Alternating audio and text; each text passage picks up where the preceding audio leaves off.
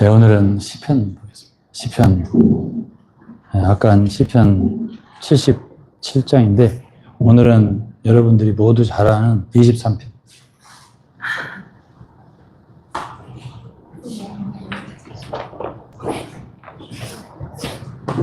다윗의 시예요. 여호와는 나의 목자시니 내가 부족함이 없으리로다 그랬습니다. 그래서 여호와가 여러분과 우리의 목자다.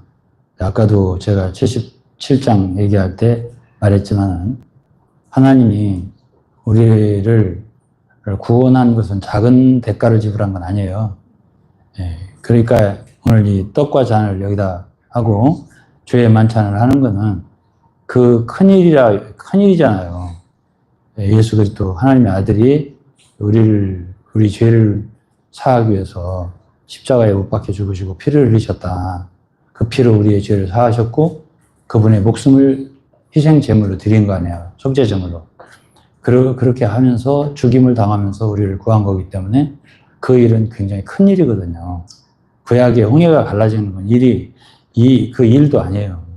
만유를 지으신 신이고 그로 말미암아 만물이 지은받은 하나님의 아들이 죄가 없는 이 사람으로 출생하셔서 우리 죄를 대신해서 갈보리 십자가에 올라가서 돌아가셨기 때문에 그 일은 굉장히 큰 일이거든요.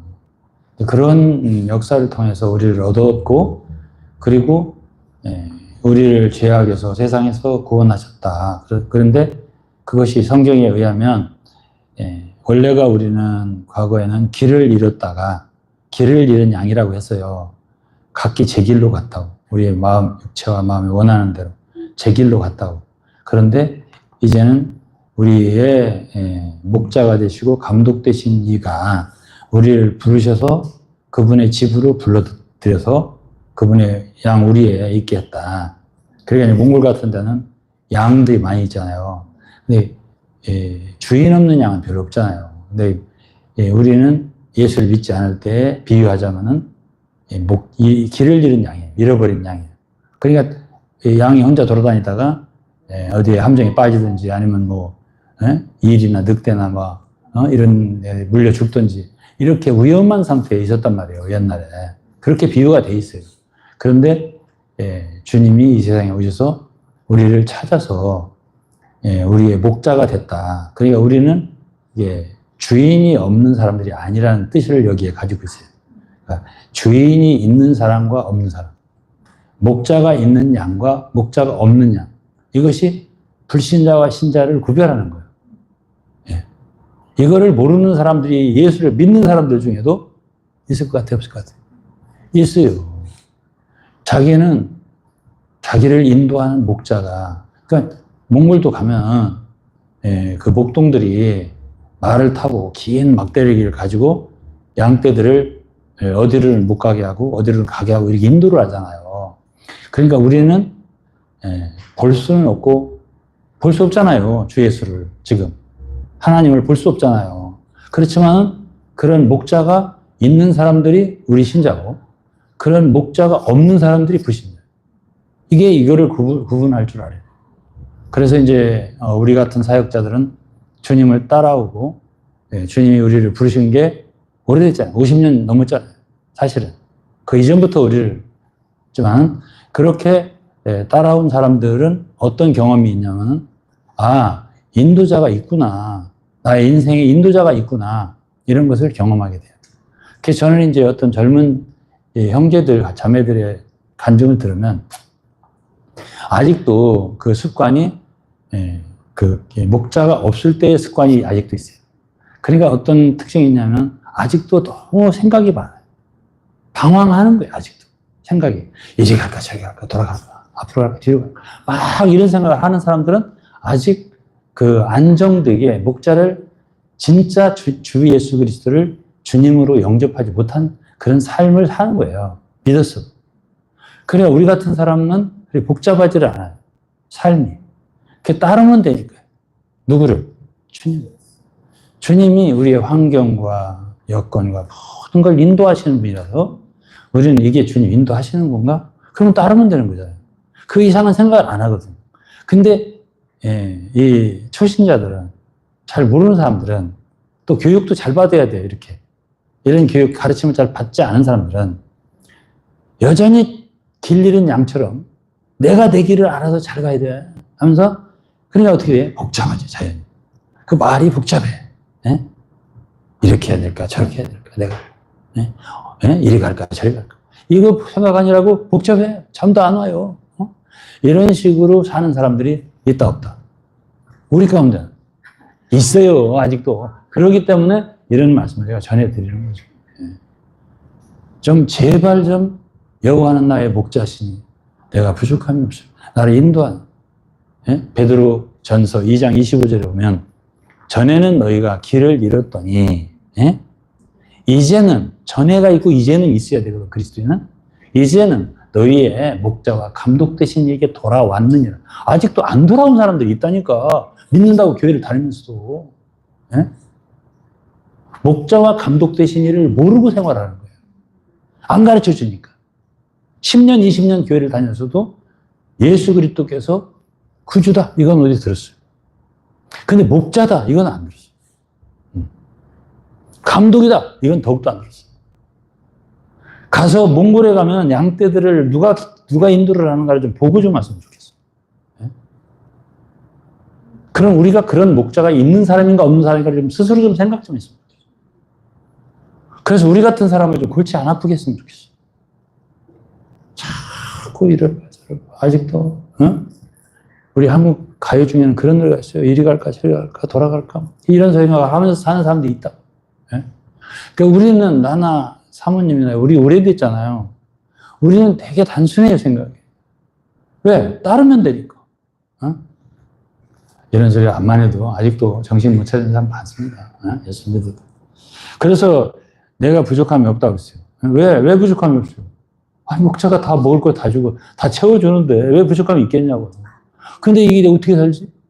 벌써 그런 걱정 한다는 자체가 목자가 계신 거를 모르는 사람이에요. 채워줄 걸 믿을 수 있어야 돼요. 목자가 있어요. 아버지가 있잖아. 우리가 하나님 아버지라고 부르지 않습니까? 아버지가 있는 자식이잖아. 이 세상 믿는 사람들은 아버지가 없어요. 그러니까 자기가 알아서 살아야 되니까 얼마나 골머리가 아프겠습니까? 그러나 우리는 목자가 계셔요. 또 그분이 우리 아버지예요. 그러니까 아버지가 자식의 필요를, 아들이 하나님 자녀라고 하잖아. 우리를 아버지라고 부르잖아요. 그럼 아버지가 채워줄 것을 믿고 감사드리면 되는 거거든요. 근데 그걸 잘 믿지를 못해, 아직도. 믿음을 안 줘. 이상한 교회가 많아요. 이단도 많고. 그래서 그런 데를 다니는 사람들의 특징. 지식은 많은데 아버지를 못 믿어요. 아버지의 그 인도하심을 못 믿어요. 그리고 여전히 머리를 씁니다. 그런 사람 나하고 교제를 하자고 하면 골치 아파요. 하기 싫어. 가서 더 좀 헤매다가 와야 돼. 안 되겠다. 솔직한 얘기 하는 거예요. 다음에 2절은 그가 나를 푸른 초장에 누이시며 실만 물가를 인도하십니다. 여기 인도라는 말 있잖아. 우리를 푸른 초장은 먹을 것이 많은, 양들이 먹을 것이 많은 그 초장이야. 그리고 쉴 만한 물가라는 데는 우리가 쉴 수 있는 곳이잖아요. 나쁜 데로 인도하겠냐고요, 목자가 우리를. 아니, 먹을 것이 있는 곳을 인도할 거예요. 쉴 만한 물가를 인도할 거예요. 이거를 못 믿는다고요. 내가 지금 아무래도 잘못 가는 거지. 여기 있다가 망하는 거지. 이렇게 골머리를 여러 가지 머리를 쓰고, 어디 더 좋은 데는 없어요. 이런 생각도 하고, 요상한 생각들을 많이 해요.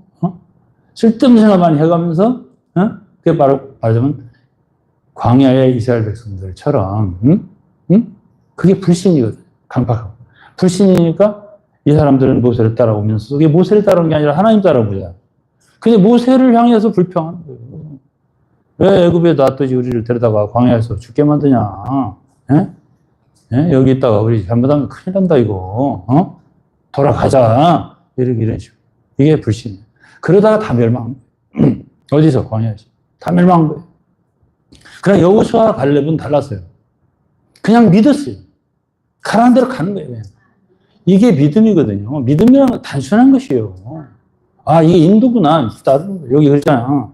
푸른 초장, 실만 나를 인도하시는 거. 옛날에 우리가 예수를 믿기 전에 인도가 없었다고. 누가 우리를 인도했어? 우리가 살았지, 알았어. 지금은 우리가 예수를 믿었다는 얘기는 인도자가 있다는 얘기예요. 목자가 있다는 얘기고, 나를 인도하시는 도다. 그러니까 이렇게 따라가면 돼요. 그럼 미래가 어떻게 펼쳐질 줄 알아? 모르죠. 그걸 안다면은 그 사람은 불신자예요. 그건 점쟁이에요. 미신이에요, 미신. 그 몰라, 우리는. 우리는요, 누가 이것을 알지? 목자가 알지, 우리가 어떻게 알아. 그렇기 때문에 우리는 그런 생각을 하면 안 돼. 앞에 어떻게 펼쳐질까? 내 인생이 어떻게. 이걸 자꾸 생각하고 미래를 설계하고 이렇게 하지 마. 그건 목자가 할 일이에요. 우리는 참 예수 믿는 사람들이 아주 사고 방식이 틀려먹었어요, 보면. 왜 그러냐면은, 이게요, 우리는 지체라고 그러고 예수 머리라고 합니다. 소위. 머리는, 지체는 그냥 머리가 지시하는 대로 움직이는 게 지체예요. 생각은 누가 하는 거냐면 머리가 하는 거예요. 기획도 머리가 하는 거예요. 그리고 목자가 우리를 인도하는 거예요. 그러니까 우리는 따르는 거예요, 단순하게. 그럼 앞으로 어떤 미래가 펼쳐질지 우리 몰라요. 예? 아까 우리 한정현 장이 기도할 때, 아, 이 자리가 이렇게 많은데 채워지길 바랍니다. 나 그것도 생각을 안 합니다. 왜 그러냐면은 그것도 이 교회의 주인이 우리가 아닙니다. 우리가 주인이라면 이 교회는 교회가 아니에요. 인간 단체지. 그럼 이 교회의 주인이 주 예수 그리스도라면 그런 일도 알아서 하실 거라고. 그건 믿어야 돼요. 난 믿습니다. 너무 많다 이거. 이렇게 할 날이 와요. 인수가 너무 많은데 이거 어떡하지? 여기 딴 데 이사 사서 가야 되나? 이런 걱정할 날이 온다니까? 그건 우리가 걱정할 일이 아니에요. 그건 주님이 알아서 하실 거라고. 우리가 얼마나 말하자면 그러한 분량을 갖고 있느냐, 얼마나 믿음으로 따르느냐, 거기에 달려 있겠죠. 그건 책임이 있겠죠, 우리도. 그러나 그런 믿음이 없어. 그러면 이루어지지 않아요. 우리 모두가 이런 최소한도의 머리 대신 그리스도의 인도하심, 교회의 주인이 되신 주님의 인도하심, 이거를 믿고 따라가는 사람이 돼야 그게 역사가 일어나는 거예요. 믿음이 없는 곳에 역사가 일어나지 않아요. 그러니까 우리 성도들이 다 한 마음으로, 한 믿음으로 나가야 되는 거예요. 그래야 역사가 일어나는 거예요. 주님 믿지 않는 사람들은 역사 안 해요. 그럼 믿는 머리를 기뻐하시고 믿는 자들과 함께 나아가시고 역사한다. 그 다음에 내 영혼, 3절이요. 내 영혼을 소생시키시고 또 자기 이름을 의의 길로 인다. 우리를 의의 길로 인도한다. 우리가 어떻게 범죄하지 않고 살 수 있어요? 주님이 그렇게 인도한다고. 정말 택하신 사람들은요, 죄를 짓고 싶어도 짓지 못해요. 응? 그리고 의의 길로 인도를 하게끔 되어 있어요. 아니, 내가 아까 몽골의 그 묵동들 얘기했잖아. 막대기 하나 큰 거 갖고 있다고. 긴 거 갖고 있다고. 딴 데로 가면 때린다고. 못 가게. 그래갖고 주의 지팡이와 막대기가 나와 여기에. 4절에 주의 지팡이와 막대기가 나를 안위하시나요. 막대기가 있는 거죠. 그러니까 우리는 죄를 짓고 싶어도 세상으로 나가고 싶어도 이놈 하고서 때리고 한 대 맞으면 돌아오거든요. 그런데 이제 교회를 다닌다고 하더라도 그 무리 가운데는 주님이 택하지 않은, 아직 믿음이 정확하지 않은 사람들이 있겠어, 없겠어? 있죠. 그런 사람들은요, 주님이 놔둬요. 주님이 놔둔다. 그래서 많은 경우에 문제가 있는 사람들은 그 사람의 근본적인 믿음의 문제가 있는 거예요. 주님과의 관계. 그러니까 택함의 귀결이 되더라고요. 그를 과연 주님이 택했나? 여기에 의문이 딱, 의문부호가 생기는 거예요. 그건 어쩔 수 없는 거예요. 우리. 아니, 교회에 뭐 100명, 200명 있다고 해도 우리가 그 사람 다 구원받아 어떻게 알아요? 우리 몰라요. 그런데 생활하는 거 보면 아닌 것 같아요. 그건 우리가 책임 안 있습니다. 그거 어떻게 책임져요? 같이 교회 다닌다고 해서 그게 다 주님이 택한 자냐? 주님 부르신 자냐? 진짜 믿는 자냐? 그건 우리가 몰라요. 그거 가면서 알게 돼요. 같이 못 가요, 다. 가족도 그런데요, 가족. 한 가족이라고 되지 않아요. 진짜 부르셨냐? 진짜 주님을 믿었냐? 이거는 또 다른 문제야. 그래서 그렇다라고 한다면 주님은 의의 길로 인도한다고, 반드시. 누구를 위해서? 우리를 위해서가 아니라 여기 자기 이름을 위해서 그랬어요. 그래서 우리를 의의 길로 인도한다고. 이건 주님께 달렸어요. 내가 40여 년 주님을 섬기면서 그래도 큰 죄악에 빠지지 않고 여기까지 온 거는 여러분 이건 내 힘으로 올 수 있는 일이 아니에요. 그게 쉬울 것 같습니까? 예? 주님이 인도하신 거예요. 보호하시고. 예? 그 다음에 4절에 내가 사망의 음침한 골짜기로 다니면서 해를 두려워한다. 그러니까 우리 그리스도인이라고 하더라도 어려운 때가 있냐? 있어요. 해를 받는 때가 있다고. 야, 이거 내가 해를 당하네. 예? 세상 사람들한테 치이고 말이야, 욕도 먹고 참 내쳐지고 말이야, 힘들게 되고 무시당하고 멸시당하고 또 사기당하고 뭐 별짓 다 당하는 수가 있냐? 있어요. 이게 사망의 음침한 골짜기라고. 왜 그리스도인이 없겠어요? 이 양들은 양들의 특징이라는 것은 따르기만 하기 때문에 어리석어요. 조금 순진하고 약간 바보 같은 데도 있어요. 그렇게 세상 사람들이 영악하지 못해요. 그러니까 계속 양떼들은 말이야, 그냥 서로 그냥 붙어만 있다 보니까는 뭐 서로 거기에 염소가 하나 있어야 한다고 그래요. 여러 마리죠. 그냥 막 떼놓아야 돼. 그렇다고 얘기를 하더라고. 난 사실은 잘 모르고 몽골 계신 우리 샘비리 교수께서는 아시겠지만 잘 몰라요. 그런데 그렇게 좀 약간 어리숙한 데가 있단 말이에요. 양들은. 응? 순한 대신. 순하고 착하고 그런 대신 어리숙하단 말이에요. 그렇기 때문에 사망의 음침한 골짜기를 갈 때도 있을 수 있다라는. 그래도 해받음을 두려워하지 아니한다. 왜? 여기 이제 답이 있어요. 해는 당하지 않는다. 그렇게 가도. 왜 그러냐? 여기 있어요. 여기 답이 주께서 나와 함께 하심이라. 목자가 함께 하시니까. 그래서 거기에 위험한 순간에 탁 지켜주는 그 손이 있다. 이 얘기가 이 말씀이에요. 그러면서 5절에 주께서 내 원수의 목전에서 내게 상을 베푸시고. 그러니까 우리 주님을 사랑하는 신실한 성도들도 원수가 있게 마련이에요. 주님을 더욱더 사랑하게 되면 더욱더 원수가 있게 마련이에요. 믿는 사람 가운데도 있을 수 있어요. 믿는다는. 그리고 경쟁하는 사람은 있을 수 있게 마련이에요. 이상하게 미워해. 이상하게 나를 대적해요. 공격해와요. 이런 사람이 있게 마련이에요. 주님 믿는 사람들은 그래요. 그런데 그런 원수를 당했을 때, 만났을 때, 그런 해를 당할 때, 어려울 때 낙심하지 말라는 거예요. 이 시편이 그런 얘기예요. 왜? 결국은요, 시간 문제라요. 결국은 하나님이 그런 원수들을 두면은 이기라고. 그게 뭐냐면은 에베소 6장에 그걸 영적 전쟁이라고 해요. 이게 대적이 없잖아요. 공격이 없고 어려움이 없으면 이게 힘이 안 생겨요. 이게 근육이 안 생기고 싸울 수 있는 어떤 용기 또 강함 이런 게 안 생겨요. 늘 편한데? 아무것도 안 해도 되는데? 그냥 따라만 가면 되는데? 이게 아니거든요. 우리 길이 원수가 있다고. 마귀가 있기 때문에. 우리가 잘 되는 거 싫어해요. 마귀가. 공격을 한다고. 그런데 결국은 여기서 우리에게 알려주는 거는 반드시, 이게 반드시예요. 제 얘기는 반드시 원수를 두셨는데 나중에 세월이 지나가봐 원수의 목전에서 복에 상을 베푸신대요. 그냥 어떻게, 왜 상을, 그게 무슨 소리야?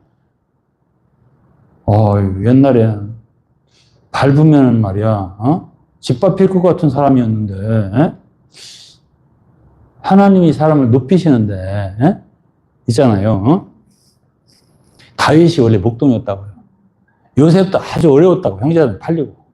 근데 성경에는 하나님은 사람을 낮추기도 하고 높이기도 하는 분이에요. 이것도 믿어야 돼요. 근데 그렇게 어려움을 원수한테 당했어요. 근데 해를 받지 않아. 그리고 결국은 원수의 목전에서 상을 베푸시고요. 사람들로 하여금 다 부러워하게 만든다. 야, 옛날에 함부로 받던 업신여기고 멸시했더니 그런 사람이 아니었나. 이렇게 보게. 그렇게 만든다니까요. 이게 바로 시편 23편이에요. 그러니까 우리 하나님의 자녀들은 다른 거는 생각하지 말고 이런 말씀을 좀 생각했으면 좋겠어요. 여러 가지 상황을 가지고 연구하고 궁리하고 어떻게 그걸 빠져나갈까, 피해 나갈까, 이겨 나갈까, 이건 소용이 없어요. 우리를 네? 높이고 낮추시는 분은 하나님이죠. 원수를 만나게 한 것도 하나님이죠. 그 원수가 항상 있을 것 같아도 안 있어요. 언제가 죽어버리든지 없어져 버리든지 사라져요. 결국은. 네? 그리고 여러분들은 하나님이 성실하게 따르시면 원수의 목전에 상을 베푸시고 높이십니다. 이건 분명한 사실이에요. 그러면서 기름으로 내 머리에 바르셨으니 내 잔이 넘치나. 이거는 기름을 바른다는 얘기는 사람이 아주 힘들고 어려우면은 이 얼굴이 오히려 다 습기가 없어져 버려요. 머리도 그렇고 다 마찬가지예요. 완전히 삐석 말라가지고 건조해지는 거야, 사람. 근데 기름을 발라준다는 얘기는 사람들이 볼 때도 야, 아주 잘나 보이고 기름때가 흐르는 거예요. 기름이 흐르고요. 잔이 넘친다는 얘기는 부족함이 없다는 얘기예요. 이렇게 기도할 정도예요. 하나님, 이제 그만 주셔도 됩니다. 완전히 제가 완전히 풀입니다. 풀. 영어로. 넘칩니다. 충분합니다. 이게 바로 잔이 넘치는 거예요. 아직도 여러분들 가운데 나는 부족해. 이것도 부족하고 저것도 부족하고 좀 부족해. 이런 분도 있을 거예요. 그걸 기다리세요. 믿음이라고 하는 거는 뭐하고 관련이 있냐면 히브리서 6장이면 오래 참은 거 관련이 있어요. 믿었는데 안 되네? 이런 사람은 아직 믿음이 뭔지 모르는 사람. 나 믿었잖아, 분명히. 왜 안 돼? 이거는 믿음이라는 본질이 뭔지 모르는 사람. 믿음은 뭐가 진짜 그 사람을 참 믿음을 가장 시험하냐면 오래 참는 거. 누가복음 18장에 보면은 낙심하지 말고 기도하라는 말이 있어요. 그게 언제까지 기도하냐? 주님 다시 오실 때까지 기도하라는 거야. 계속 기도하는 거야. 과부 기도가 나오거든. 거기서 가르치잖아. 낮이고 밤이고 찾아와서 기도를 하는 거예요. 원수를 갚아달라. 이게 누가복음 18장에 나와요. 그러니까 불의한 재판관 비유를 하면서 하나님도 두려워하지 않고 사람도 두려워하지 않는 재판관이 있는데 그런 재판을 계속 하니까 이 재판관이 아주 이 사람 안 들어줬다가는 번거로워서 안 되겠다 내가 귀찮아서 에이 들어줘야 돼요. 이렇게 주님이 비유를 했어요. 그러나 주님은 의로우신 분이지 불의한 분은 아니잖아요. 내가 너희의 그 원한을 속히 갚아주지 않겠다. 이렇게 말씀하셨잖아요. 그게 누가복음 18장 말씀이에요. 이것처럼 우리의 잔이 넘치고 또 원수를 갚아주고 원수 앞에 상을 베풀어주고 이런 모든 게 결국은 어떤 문제냐면 인내의 문제, 오래 참는 문제가 있어요. 이것이 우리가 진짜 믿었는가를 시험하는 거예요. 약속을 주신 그 아들을 주시겠다고 약속이 아브라함한테 하나님이잖아. 그런데 그게 금방 믿었으니까 그 다음 해에 아들이 나온 게 아니잖아. 13년이 안 나왔잖아, 아들이. 그래, 언제까지? 아주 꼬부라져서 이제 아들도 못 낳고 딸도 못 낳고 할 수 있는 기력이 다 빠진 99세, 100세 때까지. 안 들어주죠. 근데 13년 만에 99세 때 나타나서 그 약속을 이루시잖아요. 13년 만에. 그렇기 때문에 오래 참음이라고 하는 거는 믿음에서 그 사람이 진정한 믿음이냐 아니면 가짜 믿음이냐를 구별하는 시약이에요. 그거를 구별할 수 있어야 돼요. 그래서 진짜 믿는 자는 타임, 시간이 증명해 준다 이거예요. 그러면서 6절, 여기 다 하고 마지막 절이요. 나의 평생에 선하심과 인자하심이 정녕 나를 따르리. 이게 이제 인생길을 다 걸어오고 나니까 후에 평가하는 거예요, 이게. 6절은. 이게 중간이 아니에요. 지금 5절까지는 중간이죠. 근데 6절은 다 인생을 살고 나서 뒤돌아보니까 하는 얘기예요. 그게 나의 평생이에요. 내 평생을 돌아보니까 선하심과 인자하심이 정녕 나를 따르더라. 하나님의 선하심과 인자하심이 정녕 나를 따랐다. 이 얘기예요. 그러니까 이제 아직도 시간이 좀 남았어요. 이 시편 기자는 내가 여호와의 집에 영원히 거하리라. 여기서는 이제 변치 않는 게 나와요. 이게 왔다 갔다 하는 게 없어요, 절대. 영원히 여호와의 집에 거하리로다. 사실은 오늘 이 자리에 계신 여러분들도 머릿속에 방황하는 마음들이 조금이라도 1%라도 남아있다면 이제는 없애시고요. 주님 앞에 안식하고 안정하고